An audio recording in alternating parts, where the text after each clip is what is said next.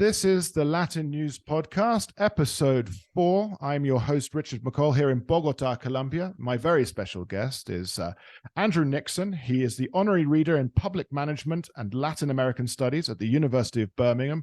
He's an expert in all things related to Paraguay, and that is our topic this week. We're going to be discussing the results of the recent election, the issues surrounding the recent election, because we know the results, of course, but we're going to have a summary about it. But we need to think of Paraguay as a whole. We need to think of the economic reality in Paraguay, not only the political economic reality, but we also need to think about the international subjects that surge from this election. So, Andrew, welcome on the Latin News Podcast. Thank you, Richard. It's a pleasure to be on the podcast with you today.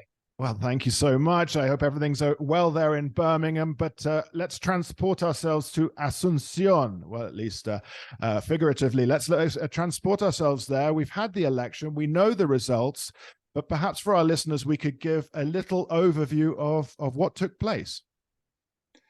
Yes, the election result was a surprise. It was on the 30th of April, and Santiago Peña, a 44-year-old economist, was the candidate of the Colorado Party against a broad opposition movement called the Concertación, which was mainly built around the other traditional party in Paraguay, the Liberal Party. Prior to the election, most observers and opinion polls had suggested it was going to be neck and neck. And yet, when the result came out, it was a clear victory for Santiago Peña and the Colorado Party, with 43% of the vote, whereas the opposition Concertación got a much lower vote, 27.5% of the vote. So it was a 15% margin, very, very large. And for the first time for over 25 years, in Paraguay, because there were also congressional elections at the same time, the Colorado came out with an absolute majority in both houses of Congress, the Senate and the lower house. So it was a resounding victory for Peña and for the Colorado Party.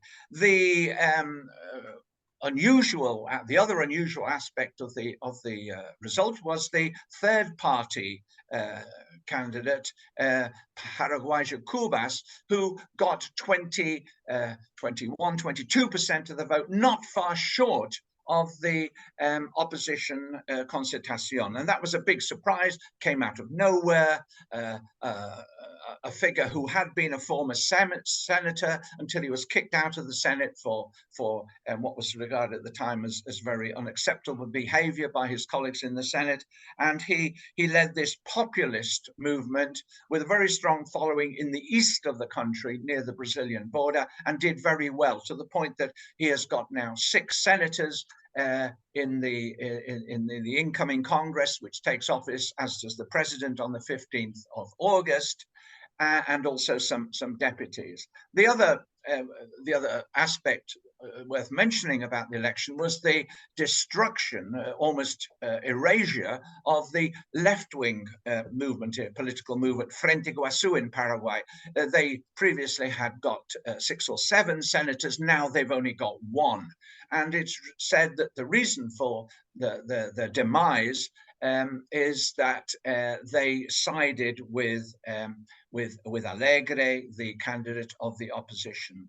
And this third party candidate took votes away also from the left-wing party, which has never been particularly strong in Paraguay by comparison with other parts of the region. So this is an election result which does not follow the recent trend of a slight move to the left, such we've seen in many other countries in the region. On the contrary, it is a strengthening, an embedding of a particularly powerful, very self-confident right-wing political party, the Colorado Party. It's one of the oldest parties now in Latin America that's still in power, that was created back in the 1880s.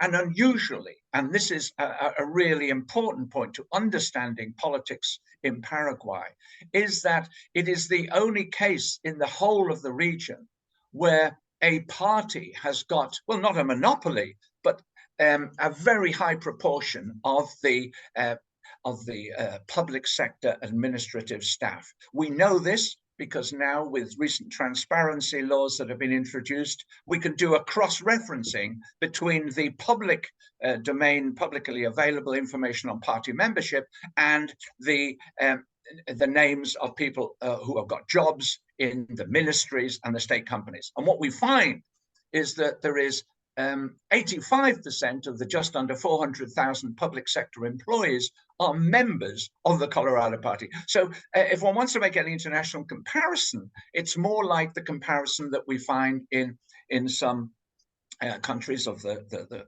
past, of the previous Soviet Union, and the post-Soviet, some of the countries of Eastern Europe today.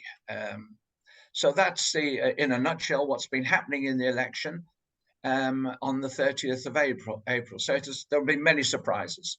It is surprises. So we've got Santiago Pena. He is now president-elect.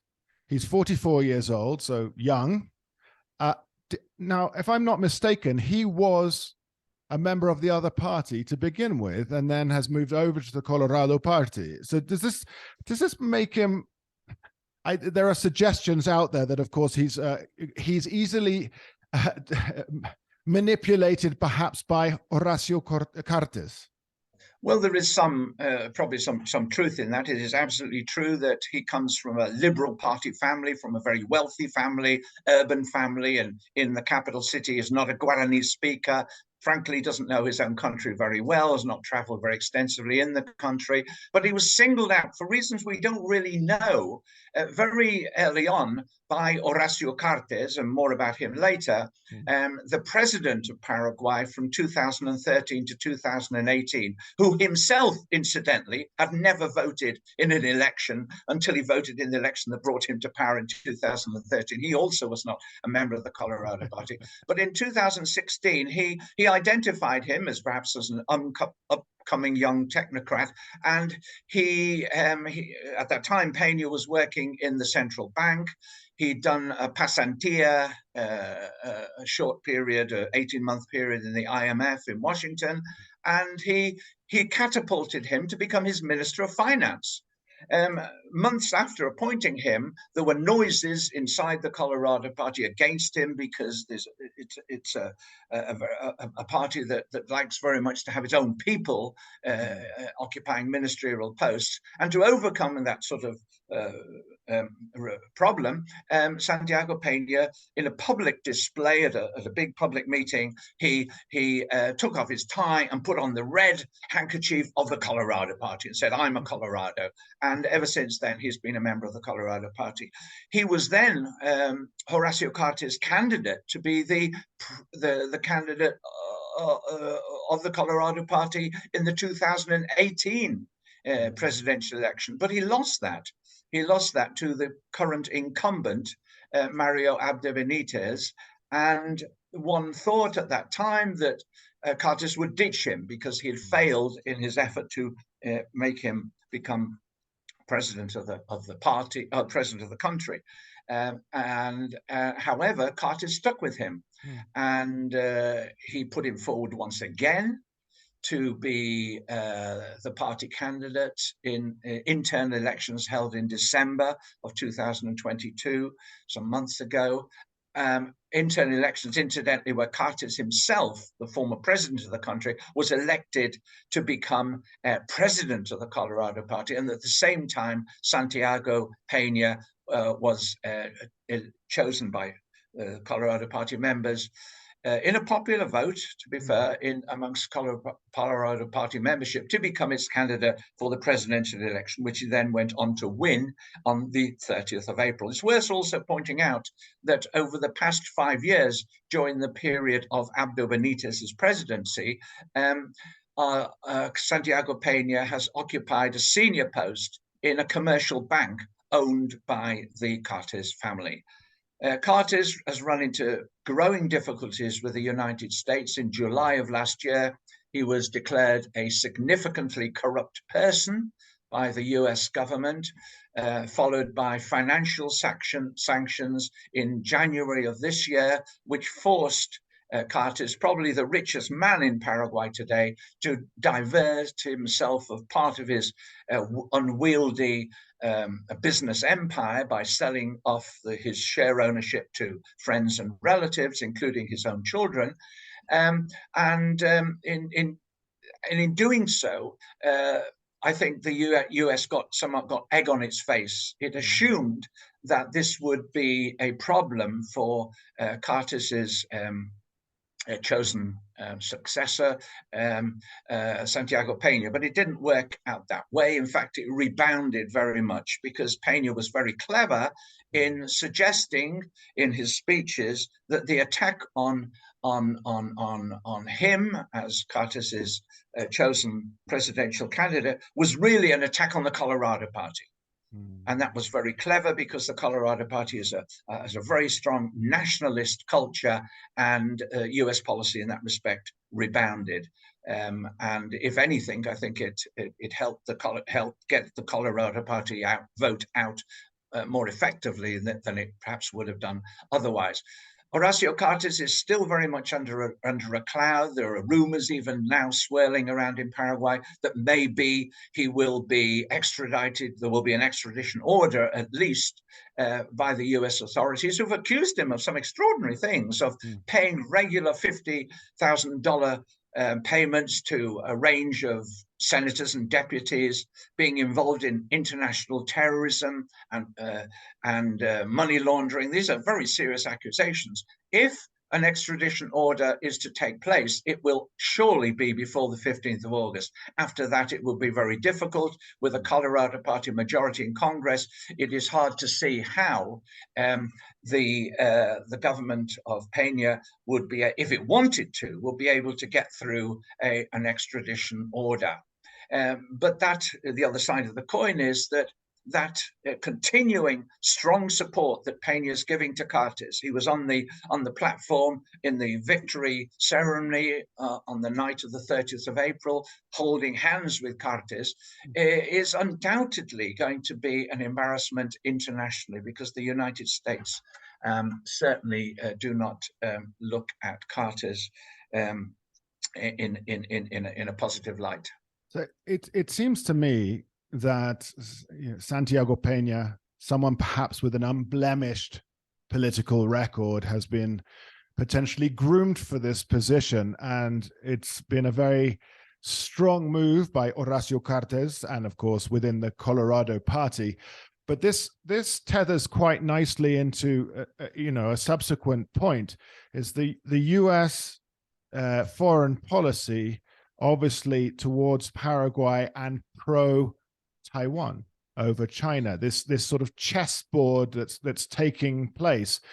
How can we see this then playing out? It's a complex, very complex scenario at the moment, Richard, as you've highlighted. The US policy towards Paraguay, it's a small, not of great geopolitical significance, but after all, this is the fourth largest exporter of soybean in the world, the 8th or the 9th meat exporter in the world, a growing exporter of rice, has the 3rd largest barge fleet in the world, taking all this stuff down to the Atlantic coast.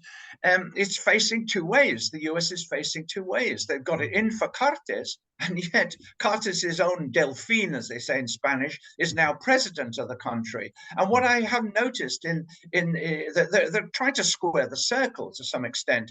And in one way that they're doing this, they're very pleased that Pena has reaffirmed his commitment to maintaining ties with diplomatic ties with Taiwan and not switching to the PRC as Efrem Alegre of the Concertación wanted. But there's still a problem.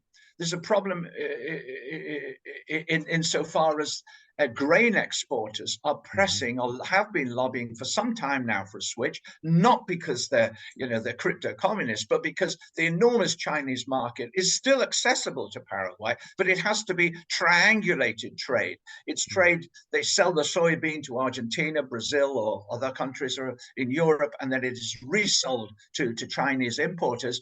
But in doing so, the actual return, the net return to the exporters in Paraguay and the producers is somewhat somewhat less. I mean, there are different calculations, but it can be in the region of 10 to 15% less. So clearly they want to engage in direct trade.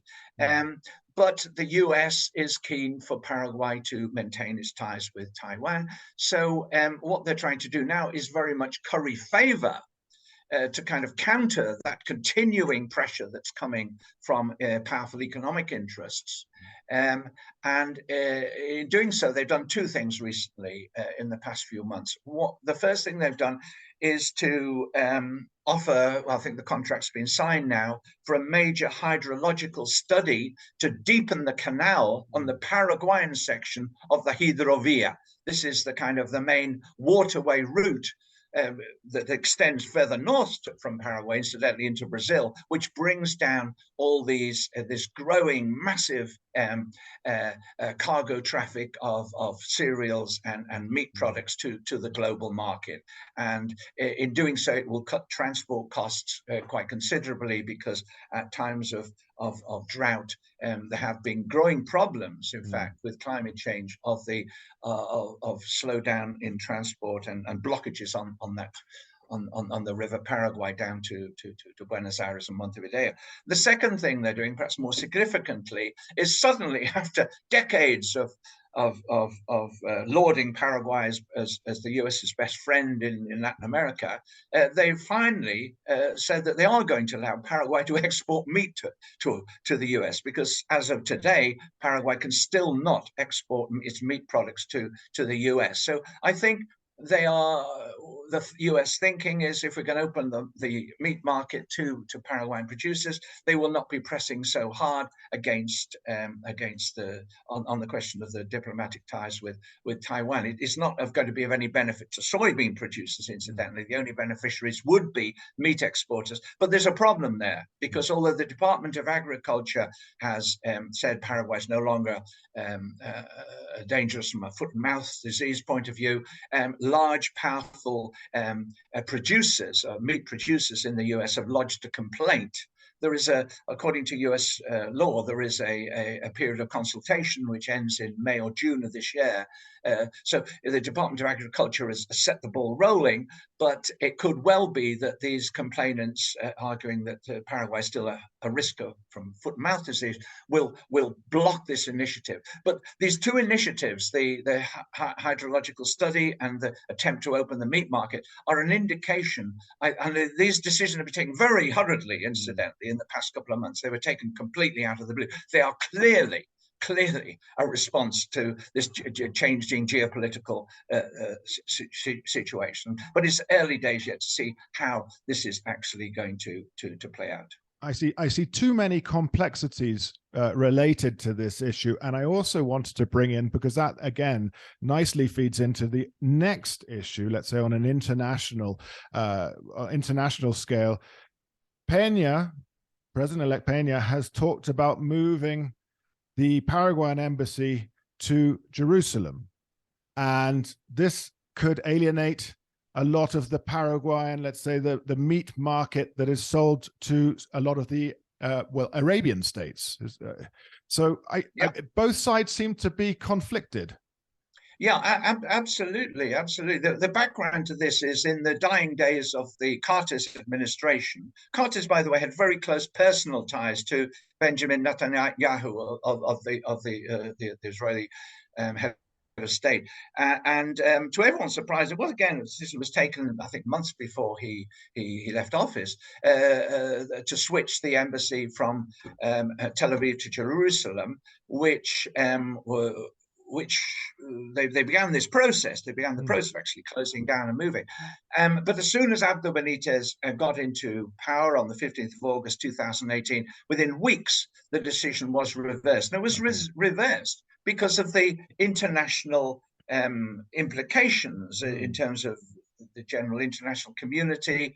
There are very few countries that actually have an embassy in Jerusalem. So it's a highly political decision and very much reflecting the personal interests of Cartes. The fact that Pena has said that he is also going to do this is again most surprising. And for many commentators, this is a sign of how he's still very much under the thumb of Cartes, because it is going to create considerable problems for this little country of Paraguay, not just because of the reaction of meat importers from the Middle East, who could well decide to cancel their contracts with Paraguay because they feel very strongly about on this issue, but also within Mercosur as well, yes. And more widely.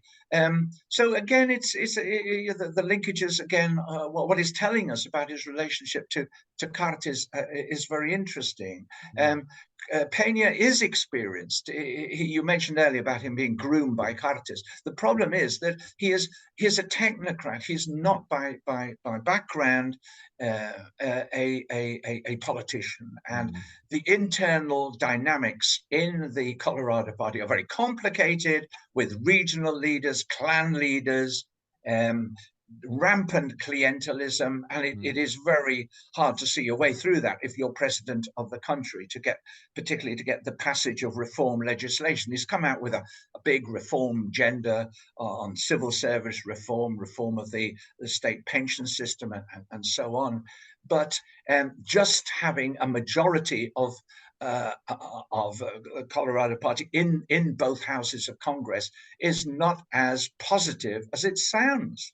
Because we know now already, within days of the election, those senators and deputies, lower house representatives, who bear allegiance to Abdo Benitez faction called Fuerza Republicana, have said, we're going to have a separate bancada. We're going to sit together. So they are both formally members of they are both groups, members of the Colorado Party, but it doesn't mean that the passage of legislation and governance will be, an easy operation. On the contrary, that's what happens very much in Paraguay. You have the intense debate within the Colorado Party, and it could well be that the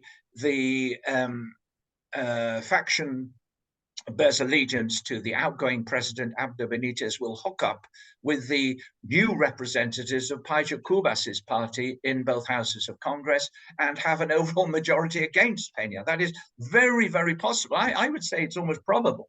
So we cannot expect, just because there is a Colorado Party majority in Congress now, that governance will be a simple process.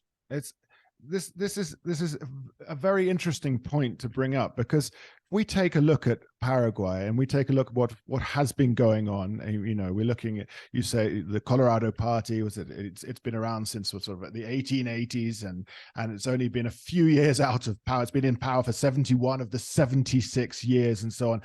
So, we can rest a lot of the responsibility of what is now being faced by Paraguay. Freedom House qualifies Paraguay as, in inverted commas, partially free. So the challenges: weak rule of law, rampant corruption, below the regional average in electoral integrity, and we'll come to that in a second, a terrible ranking in terms of education, no trust in the institutions, drug-related violence, and now what we are facing, and when I say about the electoral integrity, you've got Pajo Cubas calling for a recount of votes. So the third placed, but very closely into third place, candidate, this larger than life figure, populist, we'd say as well, he's calling for a recount in the votes, the elections. What can we expect from this? Will there be a recount? As of today, there will not be a recount. I'm just going to mouth the words of the president of the Electoral Commission. The get out clause is that even if we wanted to do a recount, we cannot do it because we, according to the electoral law, we are not allowed to do it. There is no provision in the electoral law for a recount. The votes have been recounted. The voting slips have been put in envelopes, the famous sobre cuatro, the envelope number 4, and that's the end of the story. If you want to recount, Pajo Cubas and your followers, then this must be granted by a legislative reform in Congress. It's none of our business. We can't do this unilaterally. I have some sympathy with that view, but it then puts the ball in the court of Congress. And at the moment, the impression I get from what my contacts tell me on the street is that there will be a continuing buildup of anger against the inability or to hold a recount, and so the political stability that has characterized Paraguay for the past few years could well change very, very dramatically. And that things have got a tendency in Paraguay to change quite suddenly in that respect. There was the Congress was burned. The whole front of the area of the Congress building was burnt some years ago when Cartes tried to have a constitutional amendment to allow him to stand again, which is not allowed under the 1992 Constitution. A vice president was being assassinated some years before that, which led to violent protests in the center of right in the center outside the Congress building in Paraguay. So we could be in for a surprise over the coming days. As of today, there is a mobilization by truck drivers throughout Paraguay, which is surprising because truck drivers have historically not been heavily involved in political activities of this kind whatsoever. And they are threatening to drive their trucks into the capital city of Asunción from all over the country if a recount does not place. They're threatening to do this on Wednesday.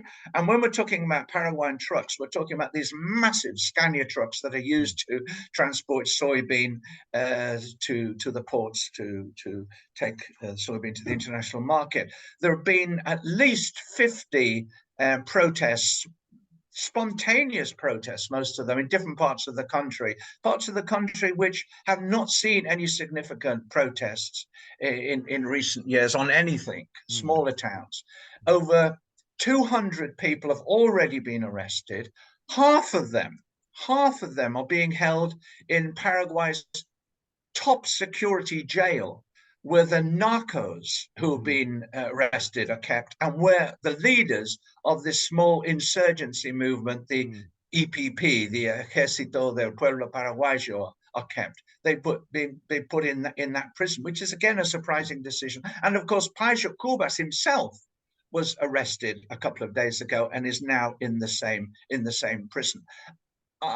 There is a real danger that these moves by the state will fan the flames of protest amongst his supporters.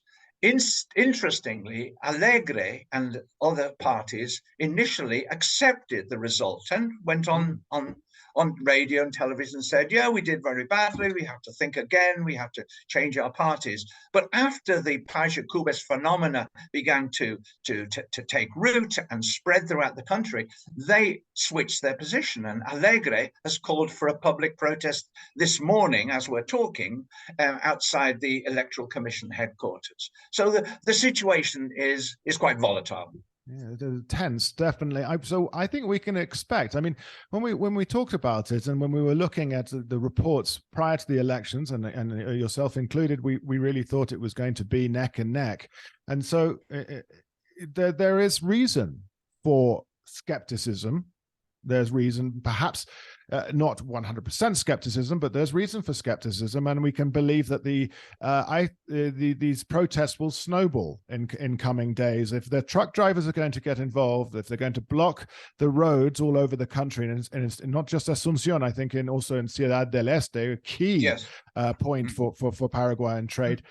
This then will obscure all the other issues that I've mentioned. I mean, they won't be working on the other issues that need to be addressed in Paraguay. It will all be an internal, volatile situation. Absolutely, and this is the period of the transfer of power, which is always a dangerous period in terms of political stability in any country. The current president, Abda Benitez, incidentally, went to the coronation in London, and so he's out of the country. And his deputy, the vice president, was another politician that the United States government declared to be significant, Hugo Velasquez, who declared to be significantly corrupt. So it is a very complex and volatile situation at the moment. But as you said, many of these other issues now will be on the back burner. This is the key issue in the country: how to deal with this growing discontent. It may well be that the election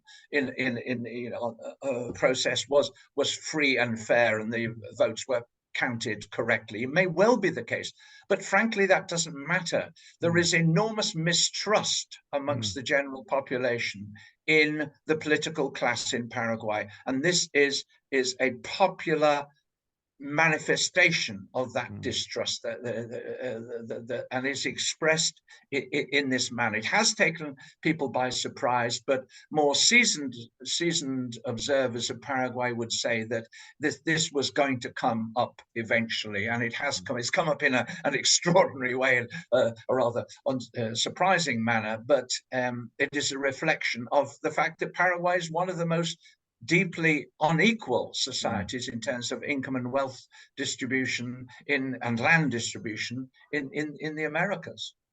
This is the issue of this obscuring of what needs to go on, and you say like this land distribution, a bit more wealth equality. I have to ask then, we've got Lula in power in Brazil, and then the other big topic, of course, is the renegotiation around the Itaipu Dam. You were talking about Paraguay and the Colorado Party and their deep nationalistic bent. So where will this sit, the Itaipu Dam renegotiation? Well, a party that has such a deep nationalistic discourse, one might expect, would be a party that will be concerned with getting the best deal for Paraguay and overcoming the scandal of the 50-year treaty that comes to an end ironically around the time of the presidential handover, under which Paraguay is required under the 1973 treaty to sell its surplus energy that it doesn't use to Paraguay, to Brazil, at a rock bottom price that is nowhere near even the regional price, market price for electricity. So there is right across the political spectrum, there has been a demand for a hardline, strong stance to renegotiate the treaty in Paraguay's interest. However, Pena and Cartes are very much seen as politicians who are prepared to sell out to Brazil, to put it crudely. And Pena has made a statement to a foreign journalist 2 days ago, a very surprising statement, in which he said that we will not be pressing for, I use these words correctly, we will not be pressing for a radical reinterpretation of the treaty. We must remember that when that treaty was signed in 1973, we were just a little village.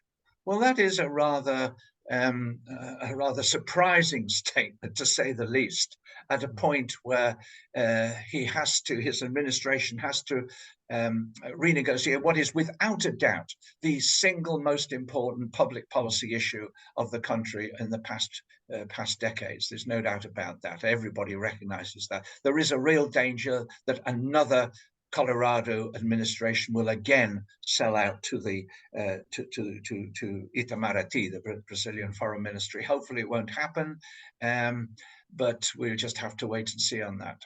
Well, you can see all sorts of different pressure points facing Paraguay. And of course, we've covered so many of them right now. This Itaipu Dam, as you say, selling out, these terms, selling out to Brazil, and also Pena discussing Paraguay. This is a nationalistic party as a little village, even back in 1973. This is I don't know. The mind boggles somewhat with these sort of duplicitous nature of the politicians who are coming into power and in power at the moment. So, I mean, to end this conversation, Andrew, so how do you feel, personally speaking? Well, I can't imagine that you're overwhelmingly positive for the immediate future and maybe perhaps long-term future of Paraguay. Well, you've hit the nail on its head when you use the word, Richard, duplicitous. That unfortunately is very much the characteristic of the decades and decades of Colorado Party rule, who have very cleverly used nationalist rhetoric to bring in the vote, and yet in their political actions have carried out policies completely anathema to that. One of which, incidentally, is the way in which Brazilian colonists now control large swathes of the Paraguayan economy, including over 90% of soybean production, and no control over land purchase in the border areas whatsoever, despite laws which prohibit that. So I am, I have to be realistic in assessing the situation, but I am rather pessimistic as to the ability of the Pena administration to really move in the direction which he proclaims himself, as every previous Paraguayan Colorado president has done, in the direction of bringing about a fairer, more equal and more democratic society in Paraguay. I'd like to believe that was the case, but the two factors that lead me finally in that direction are his own inexperience. Very, very inexperienced. He is, without a doubt, the most politically inexperienced politician to become president of the country for generations, without any doubt. I would say for about 100 years, politically inexperienced. Okay, he's been Minister of Finance, but he very much a figurehead in that respect, responding to the head of the central bank and the IMF rep in Asunción. That's the first thing. The second thing is the fact that he is very much seen as under the thumb of Horacio Cartes. And the Horacio Cartes relationships with the United States cannot be mended. Having declared him significantly corrupt, they cannot now go back on that. They have to maintain that distance, that political distance. Will Santiago Pena himself distance him from Cartes? I see that as extremely unlikely, because if he does, he will be like a ship without a rudder. He and then again he will be very much the creature of the internal divisions inside the Colorado Party itself. So my estimate is that the governance situation in Paraguay is going to take a turn for the worse in the coming period. Well, thank you so much, Andrew Nickson, for this feedback and incredibly unselfish wealth of knowledge shared with us here on the Latin News Podcast about Paraguay and the recent events, obviously resulting from the Colorado victory in the presidential elections. And so we covered a lot of topics there. And Andrew, thank you so much for your time and, well, obviously talking with such authority. We are the Latin News Podcast. Please obviously subscribe to us on all platforms. We're on YouTube and Google and Spotify and all else, Apple, iTunes, and so on. We've been covering events and issues around the region from Peru, Brazil, and Chile, now on to Paraguay. We've been talking to Andrew Nickson, who is an Honorary Reader in Public Management and Latin American Studies at the University of Birmingham. Thank you so much for your time. It really has been quite enlightening. Thank you, Richard. I enjoyed it very much. Thank you for inviting me. And this has been the Latin News Podcast, Episode 4. I've been your host, Richard McCall, here based in Bogota, Colombia. We'll be back in a fortnight's time with further reports from the region. Bye-bye.